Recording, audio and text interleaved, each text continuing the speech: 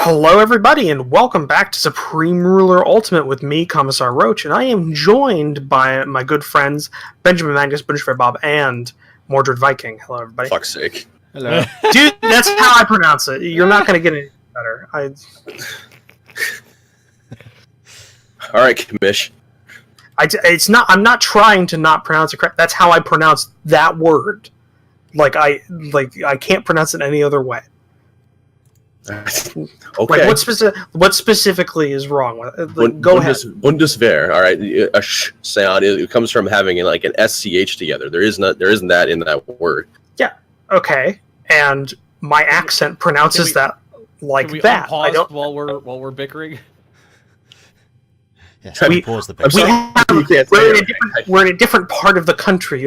We speak somewhat differently. Like, you probably say washer. Well, I will say washer. Well, just out of curiosity, you live in the Midwest, which was primarily settled by German immigrants. Originally, yes. Just putting that out there. But it was also settled by a lot of Irish and Scandinavian. It's kind of all over the place. Like the town I live in has an Irish Days festival, so my chat's going, he's different, get him. Oh man, I just the Belarusian Air Forces patrolling the border, keeping Russian planes out. Yeah, it's not like there's just mayhem going on around the country, on three sides.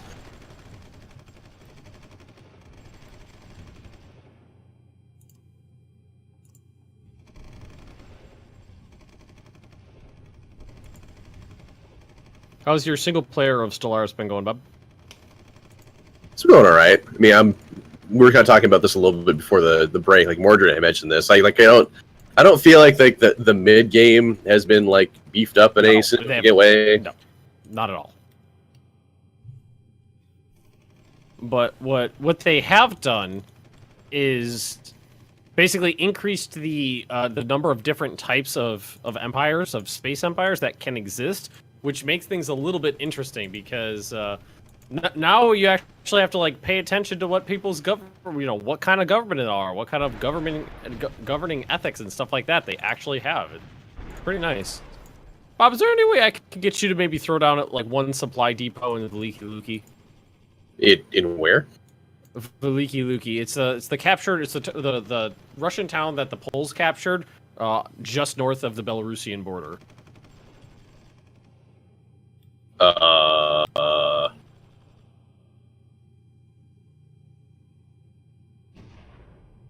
It's directly in between two Polish troop concentrations on the southern end of the current front. The word vomit. Well, yeah, the word vomit. But I'm pretty sure Veliki is the correct pronunciation of that one. I'm even going to put the German Engineering Corps down there. But the issue I have right now is it's going to take longer to build Polish engineers than it takes to build the buildings I need them to build. Yeah, I have that problem myself. You're getting shelled by Russian artillery, by the way, on your northern front. Yeah, I see that. Get them. Because I'm not. I just saw a German unit go down that railroad track that just go, nope. I don't want it. I just want to go home. I'll fling some missiles at him, though. Ha! Fling away, Bob! Fling away.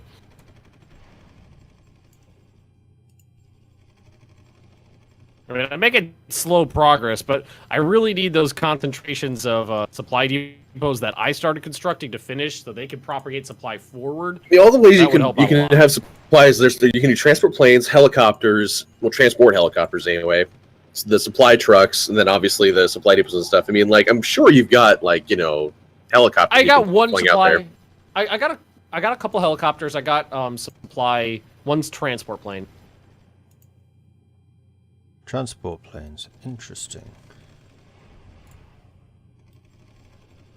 The Portuguese engineer's like, guys, I got this crazy idea.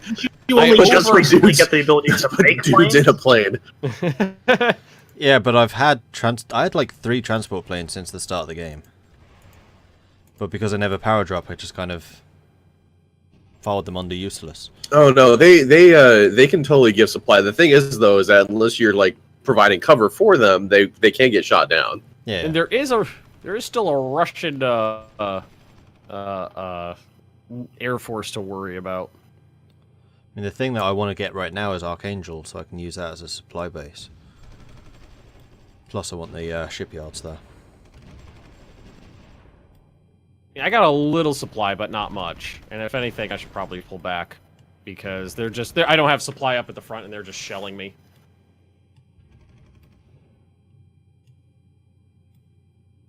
Yeah, there's more rush. They got lots of artillery. That's the one thing they got.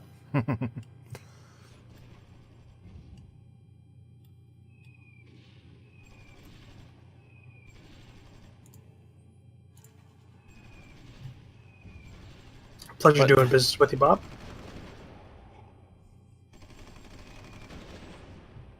Oh, moving on to Rjev.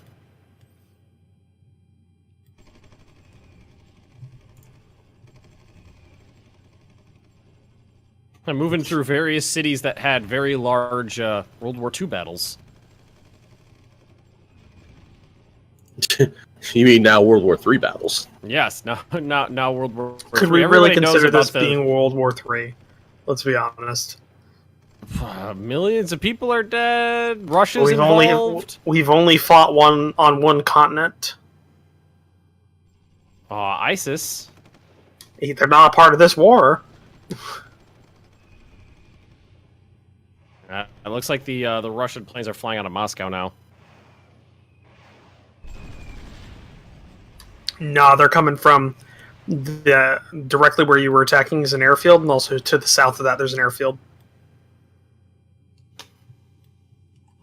Airfields are numerous and belligerent. Actually, yeah, they no, there's really are. There's a lot of airfields around here.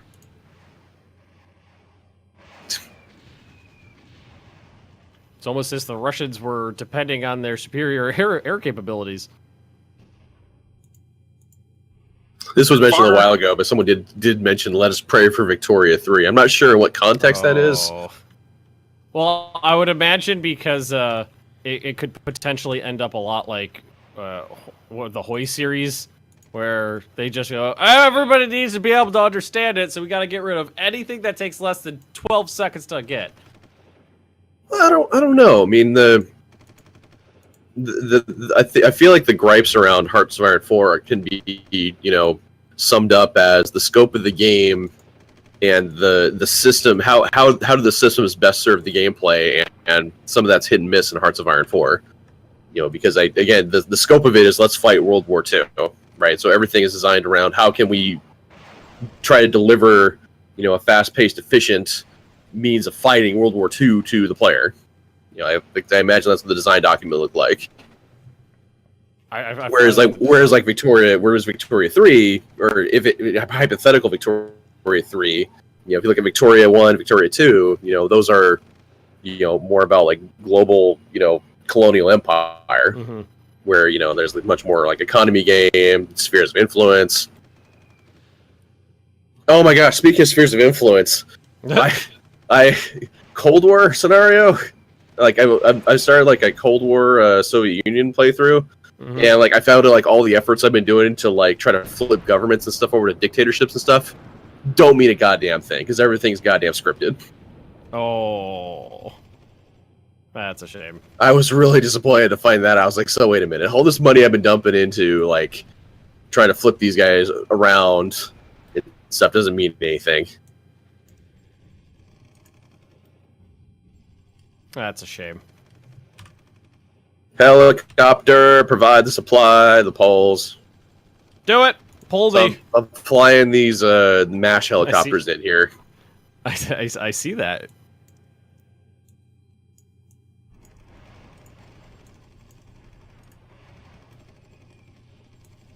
See, now they shoot back.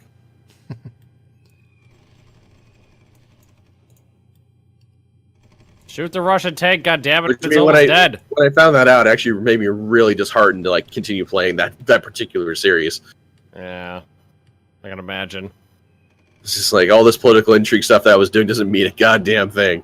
I've been blowing up Iranian oil refiners for years, I tell you, and nothing's happened. Just nothing.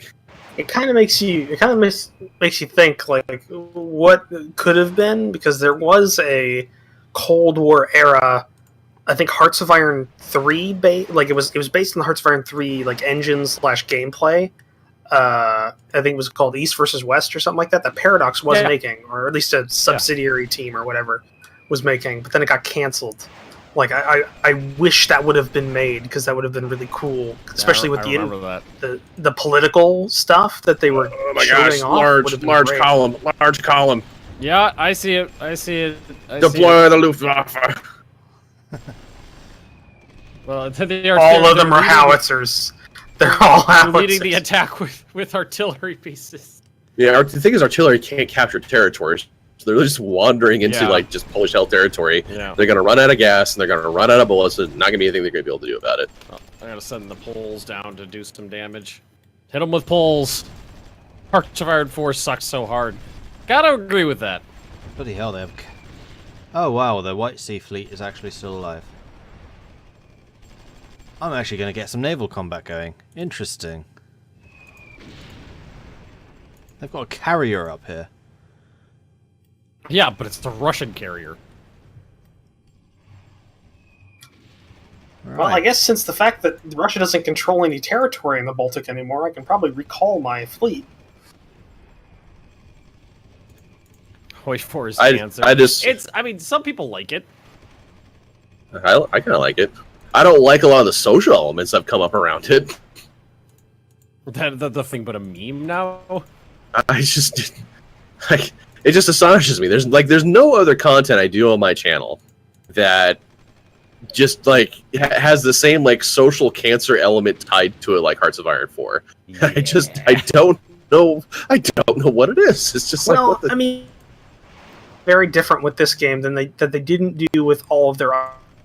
And they advertised to the masses instead of advertising to their niche. Like, what's a good example? Okay, there was they had Angry Joe doing videos about Hearts of Iron 4 before it came out, and he doesn't do this kind of game. Like he does some Total War stuff sometimes. But I think they flew him out to do a video on it. I remember. Like Pepper's Fob remembers. Yeah, like so. I mean, they were going for way out of the niche that Hearts of Iron is, which I can understand from a marketing perspective, being somebody that worked in marketing for a while. But as a fan of the series, it got in a lot of people that were cancer. A lot of shitheads. A lot of shitheads. It brought a lot of cancer into the community, and it's nothing against Angry Joe. I do like his content. I do, and I like him. I think he's a good guy. But his audience is shit. His audience is they're horrible. They are like if he tries to do anything other than an angry review, which has huge production value. They fucking skewer him. Didn't he say like there was a... Well, okay, there is one thing. Being a fan of his, I will say, like, I'm alright with him doing other stuff, but he did put down, like, I think it was like 3 months ago, he actually laid out like a schedule, like he did like a 30-minute video about it. Missed it. He threw out a schedule, and then had literally 0 weeks where he followed the schedule. That's, I mean... That's kind of shitty. Like, as a fan, I think I'm... Yeah, as a fan, I think that's all right for me to criticize. I mean, not harshly, because, I mean, you know, it's a guy, but like, equivalent, like, if you went to a day job and you're like, you know, you missed your schedule, like, 3 weeks in a row at an office job, like, you wouldn't have somebody just going like, oh, could you go stick to the schedule? You just, like, saying, hey, could you clear out your desk? Like, like...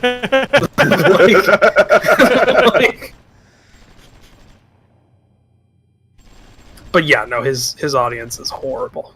Like I don't go to his I don't go to his comment section anymore. Well, ever. Well, Like, he started disabling comment sections on like no, he doesn't do that for all his videos anymore. He Like did for some stuff. Yeah, some stuff, but I think his Destiny review he just did, like Destiny 2, there was comments on there last I saw. But then again, that was an angry review, so... That was one of the stuff everybody's fucking, like, killing themselves over. Honestly, I think it would probably be good for him to make 2 channels. Have one channel for his angry review stuff and one channel for, like, Let's Play stuff. That might be a good idea. Because you know how the internet is. People are probably unwilling to make the clicks it would take to get from one channel to the other to bitch about, you know, not having the content they want. Well, then you run into the problem that, like, it used to be pretty viable to split channels, or to get a new get a secondary channel and everything. But now, you know, he's making money on his like movie reviews and his non-angry stuff. What is the thing now? It's like 10,000 views, before you can be a partner, before you can actually monetize videos. Yeah, before you can monetize a channel. It's like channel lifetime views or something like that. Yeah, so I mean, a lot. It's not a lot, but it's still revenue loss. Like I could see the aversion to doing it. Also, with that, like I think maybe there's because I think he's partnered or not partnered. I think he has a multi-channel network. I think so that might be another hurdle there. We did. I don't know if I thought he was Polaris. Maybe. I mean, I think he's still with that guy with the glasses as well, isn't he? Or with our blistered thumbs or whatever their video game offshoot is. But then I don't know. I stopped paying attention a while ago. I'm like to all that stuff. All the nonsense. Well, I mean, just at a certain point, just can't be bothered. Well, also YouTube is like shooting every day. It puts another bullet into its own foot. Has anyone tried the gaming sponsorship thing that they just added? Like, has anyone tried that? No. The what? The what? Yeah, exactly. Oh, no, they added a thing in there. Channels that have the ability to live stream and are classified under gaming or gaming related now have the ability to have sponsorships. Which Thank the carrier. He's dead. Congrats. But it acts similar to like Twitch subs.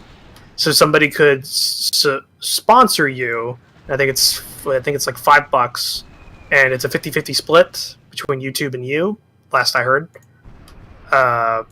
And yeah, it's a monthly like payment thing. So it's basically a Twitch sub, but for YouTube.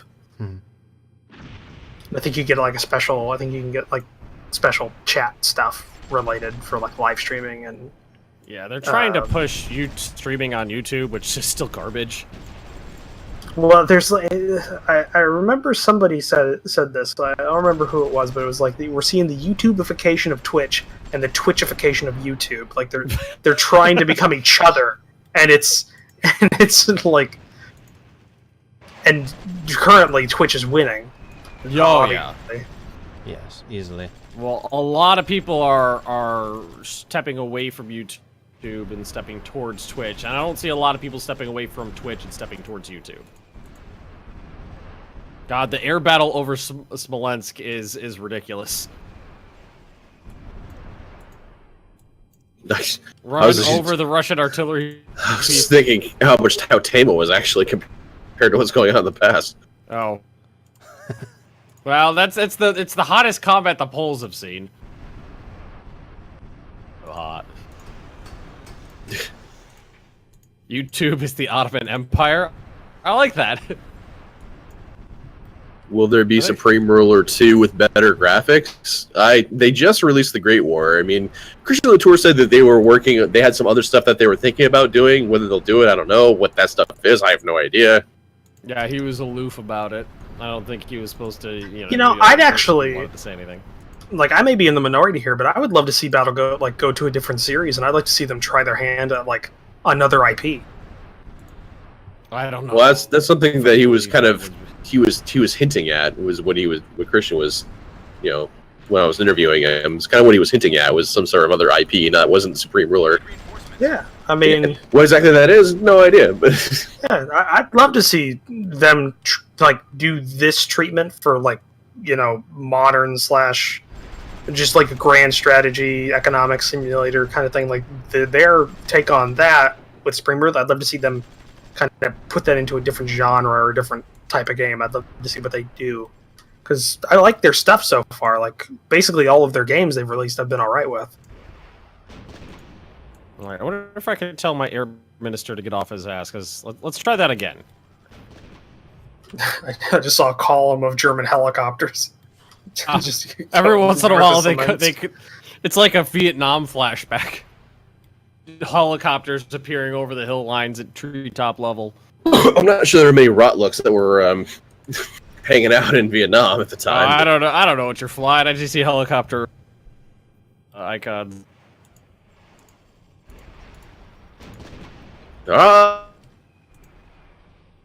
Flee. Helicopters, no They match are for not jets. They're definitely not happy about this. They don't like me up in Archangel either. Yeah, is it actually doing anything? I just kind of see a lot of Polish Jews just kind of standing around getting shot at. I mean, it is becoming Not winter. a supply Like, it's taking November. tried to take the city. It is November in Russia, so some we bogged down a little bit. Yeah. Maybe that's what they're waiting for. Maybe now we'll see the counterattack just during the Russian winter. 1800% modifier into attack and defense.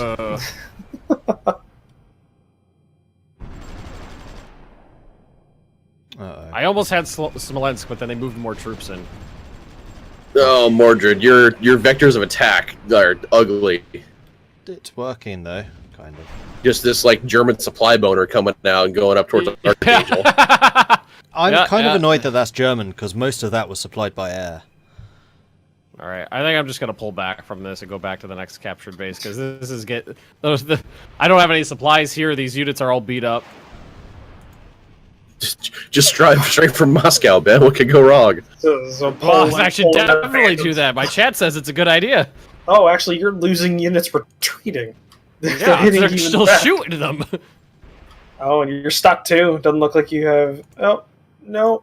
No, they're just stopped because the game's chugging. The balls got I don't stopped at Smolensk. I don't mind losing units, because I've got hundreds in reserve that were pulled off the Magnus line. Not a big issue. Inflation's going down! Huzzah! Huzzah! Meanwhile, the Italian forward observers are still having a party in Poland. Yeah. Oh yeah, they're still there, aren't they? Yeah, they're still on. Like, we disassembled the line around them. The one armored Portuguese division's Yeah, going, take on their armor. Come on. No, they're... God, words! I can't do them today. I mean, if I really wanted to, I could probably... I don't know if I want to declare war on the Russia yet. I mean, they're basically dead. On the Russia. Yes. The Russia. On the Russia. No, on Russia. Because, I mean, they're basically dead at this point. Is there really a point? So, is there any reason why my military guy won't, when he's set to full, won't use my airplanes at all? He just deploys them and has them sit in Poland and not doing anything. I mean, you may want to move them to like an appropriate battle zone, that's nearby, so that he can use them. How I asked how battle zones work before, nobody seemed to understand. But no. It just means move them to where combat is happening. All right, Well, no, my observation, I don't use the battle zone AI or really the AI defense minister. I do everything on manual, because quite frankly, doing that too. I think the AI minister won't fight the battle the way that you want them to fight it. They will fight a battle, yes, but it won't be in the way you want it to. So if you are going to use the AI to handle some part of your forces, what the best way to handle it, I've observed anyway, and this is my own personal experience, is to set the AI to whatever the priorities you want them to be, low to high or full, whatever it is, and then move the units physically to where you want them to be fighting at. Okay. And then they'll start to use them. Then they'll be less stupid. Then they'll be less stupid. Hey, he's being stupid. Well, so far. Yeah, they're moving a lot of units back towards Smolensk for sure. So you know, it's all like artillery carriages. I mean, considering I don't have a lot of supply down there because the supply depots still are not constructed. Like I got a full core of engineers on this. Okay. What? I'm just saying this game takes a long time to do anything. I'm working as fast as I can. ISP joined Yogcast. I'm only vaguely aware of what Yogcast is, so it doesn't mean anything to me. The only thing I know of from them is Diggy Diggy Hole. That's it. Which is a Minecraft I watched them when it was just the two guys on their one channel, like what they used to be called Blue Cephas or whatever it was. That was a long time ago. Now they're like a crew of people. There's like 20 of them. It's like a like collab channel, right? Something like that. And they make video game stuff and music videos and things like that, I think. Yeah, and then also fail at Kickstarter. What, they tried to do a Kickstarter? Oh man, that was a glorious. Well, no, you gotta fill. I'm unfamiliar with this. You gotta fill me in. Oh no, they had the Yogscast. The game was a thing they tried doing, and they got the they funded it. Like they got a shitload of money to make it. Never sold light a day. What did they have to give the money back, or did they just pocket that shit? No, they didn't have to give it back because you don't. What? I'm trying to remember the rules for Kickstarter. I thought if you didn't deliver, you were obligated to give the money back. No. If you don't, it has something to do with like if there's. I'm trying to think of. My understanding of what had occurred was that they set their goal up, but they didn't like take into consideration like taxes or like how finances worked. Because they're kind of just like they essentially just like a bunch of kids trying to figure shit out that are just playing video games but have no concept of like responsibility outside of that. So like they got money from Kickstarter for funding their goal, but the thing is, a bunch of that went away because of like some sort of tax thing. If I even think of the right situation, there's some situation. I thought it was the Yogcast. That was.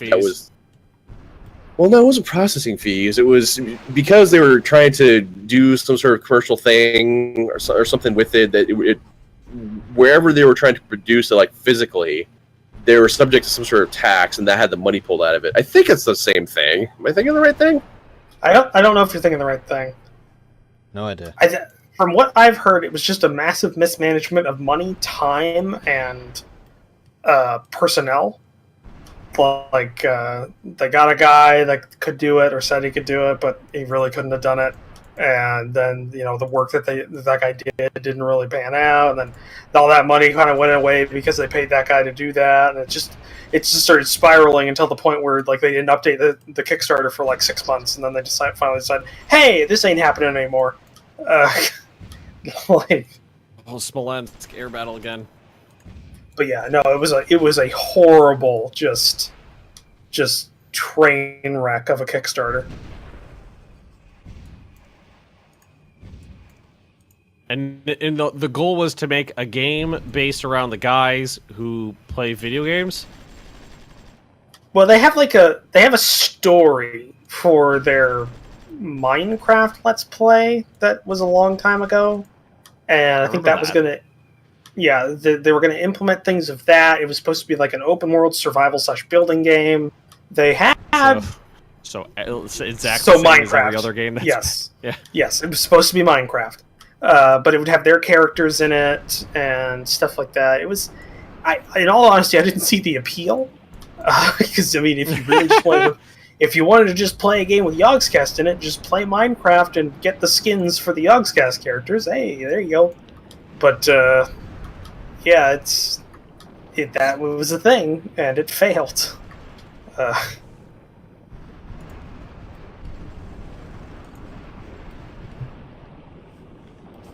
I don't. It's probably like heresy for me to say it, but because I'm a YouTuber, but I don't pay enough attention to YouTube drama and like the popular channels and stuff like that to understand any of the shit that goes down with them. Oh no, that's actually that's pretty normal, because it's usually the people who are watching YouTube that. Here we are struggling trying to explain the situation, Ben. Well, like my chat was talking about, like, hey, I'd like to see Jake Paul versus Hoi4 YouTubers, and I'm like, who the fuck are these people? Oh, Jake Paul's the douchebag of YouTube, the face douchebag of YouTube at the moment. He's the wait. Is he the guy who came from Vine before Vine failed? I don't know, because I didn't pay attention to Vine before it failed, so I have no idea. We're going down the rabbit hole of not giving a fuck here. No, he's I think he's not the biggest YouTuber, I don't think, but he's definitely one of the. I think he's PewDiePie. Yeah, he's the fastest growing YouTuber, I think. Is he what made clickbait for 12-year-olds? Because that's how you grow fast on YouTube. Utari Anzo is telling me Jake Paul came over from Vine and did half-ass call-out videos to get attention and views. Yeah, and then he also started. I don't even know what that means. I don't know, Utari. What's a call-out video? I don't know. But he's gotten like big, like in the news because he's just a douchebag. And him and his friends own a house, like, somewhere in, like, California. And So it's just like a frat house, but there's no school involved? Well, no. The reason they're big in the news is because they're douchebags, and they don't give a shit about anybody else. So I think they set their pool on fire or something one time. They had like a block party, and, like, their neighbors hate them. Their neighbors hate them. They're trying to get them thrown out with like the neighborhood association or whatever. They're trying to get them thrown out. And when it came to the point where like a news crew came out to like report on the story, he came out there with his phone, so he was recording for a YouTube video at the same time. And like the 30 seconds I saw of that news coverage told me everything I need to know about this person and why they should never breed. Because they ended with like, oh, they're just haters. They don't, they're just haters. And he dabbed, and then he left. And that was just fucking like I can't get over how much I hate this person as a person. I would get on board with you with hating him the second you said that he dabbed, and you weren't talking about it like ironically. I'm not. Like he did it. Like I think seriously. I don't know. I don't know if you can dab seriously. Well, I can tell you, as someone who used to work at Disney World, where I was constantly, exposed to tens of thousands of tourists a day, I used to get asked to dab for photographs all the time, and I never once do it. And I will tell you this, not a lie, I have been called down to like managers' offices to get a talking to for refusing to dab for guests. Really? Atari tells me call-out videos are basically what they sound like. Shitty videos calling a person out, insulting them, or referring to bad stuff about them. Yada yada. Massive clickbait. Jake used to do this as a cycle with his brother where they'd manufacture drama between each other and make response videos to drive views. Okay. Oh yeah, that's the other thing. He's Jake Paul. His brother's Logan Paul. I don't know who that is either. Apparently he's we're out of time. Oh yeah, we are. The last 15 minutes is YouTube shit that we don't understand. Hashtag 2019, hashtag dab, hashtag Jake Paul's a douche, whoever the fuck he is. Thank you for joining us it was me, right? I don't know. Yeah, fuck it. Thank you for joining us for this episode. If you enjoyed it, please leave a comment down below and also pause leave it, a like. Pause it. Damn it. Pause the damn. Please, hashtag please Roach can't say please, Bundeswehr. Please like if you was liked it. God damn it! Fuck this. We'll see you in the next episode. We'll see you in the next episode. Bye. Bye.